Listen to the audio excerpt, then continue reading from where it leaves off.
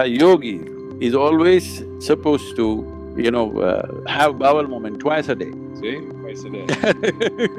Because the colon should be always clean. If you want to do certain sadhana, colon should be clean. And we know this, that if the colon is in a certain level of impurity or if a certain level of waste material are in the colon and we do certain yogic practices, the body will start emanating bad smell and it also gets into your head, for sure. So it is directly connected.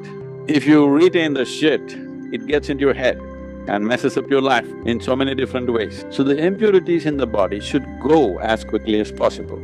Colon health is one thing which is being neglected by most of us. To keep our mind in a balanced state, it is very important that our colon is clean. In Ayurveda and Siddha Vaidya, the first thing that is done always is to cleanse the system. Cleaning the colon is not the whole solution, but it creates the necessary atmosphere in the body. Just cleaning the colon will make you feel balanced. Then the basic corrections can be done with medications. With the advent of science, we clearly know that colon health plays a key role in the gut-brain axis. This gut-brain axis is known to influence our cognition, mood, neurological conditions through neural, hormonal, and microbial pathways. The vagus nerve provides a direct physical link from the brain to the colon, transmitting signals bidirectionally. Neurotransmitters like serotonin, mostly produced in the gut microbial metabolites such as short-chain fatty acids, help in modulating brain function. Colon acts as a second brain due to enteric nervous system in the colon. It helps in regulating digestion and interacts with the central nervous system. There are various useful tips and ingredients mentioned in the video. You should consult your doctor before prolonged use to prevent any side effects from the same. Also, apart from the 3 ways to clean your system, there is a bonus tip towards the end of the video. So make sure you watch till the end. When the solar influence is at the minimal, diminished influence, inertia sets in. When inertia sets in, one of the consequences is your colon will not be clean. The simplest thing is this, that you keep the lymphatic system up, then keeping the colon will happen.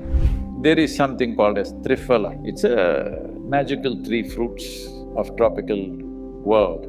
Mixing them in the right way, the triphala, with a little bit of water or a spoon of milk or something, if you take it, or even honey, if you take it, the cleansing in the system will happen.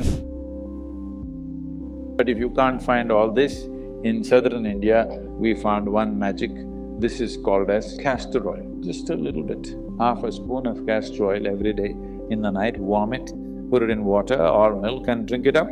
You will see your colon remains clean and your lymphatic system gets active because the inertia levels in the body will go down. What the neem does to your system? Well, in more tangible terms, one immediate thing it will do is, it will keep your alimentary tract clean. When we say clean, this is a region, this whole digestive process is a region where you have maximum amount of other life. So within this alimentary tract, there are a whole host of microorganisms. Many of them have turned friendly to us. We are living because of them, we are able to digest food because of them.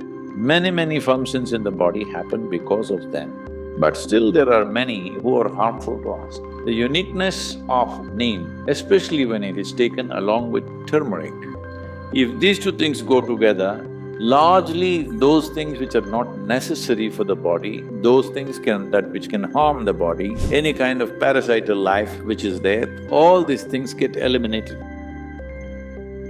I feel a whole lot of doctors are saying you must eat as often as possible, don't eat a big meal, eat every 2 hours, something like this. See, when the food is in the stomach bag, not in the intestine, when it's in the stomach bag, when the digestive process is on the cellular level, the purification will not happen. The cells will retain impurities for long period because digestive process is happening means everything else is brought down, including your brain. So, in yogic system, there must be a minimum of 6 to 8 hours gap between one meal and the next.